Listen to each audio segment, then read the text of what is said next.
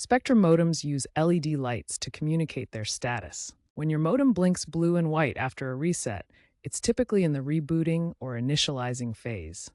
The blue light generally indicates Wi-Fi connectivity, while the white light usually represents power or status.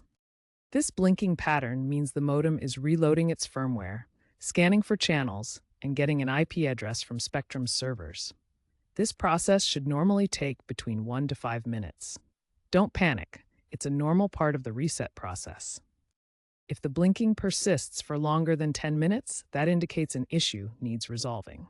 If the blinking doesn't stop, be patient and give it the full 10 minutes to stabilize. Then, check all your cable connections.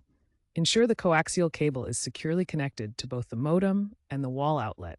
Next, try power cycling. Unplug the modem from the power outlet for 30 seconds, then plug it back in. If problems persist, consider a factory reset by using a paper clip to press and hold the reset button for 10 seconds. Keep in mind, this will erase any custom settings. Finally, if nothing works, contact Spectrum support via their app or 24/7 chat for remote diagnostics. Remember, Spectrum's app can resolve a large number of issues remotely. Check online forums for community resolutions too. Sometimes loose connections are the culprit.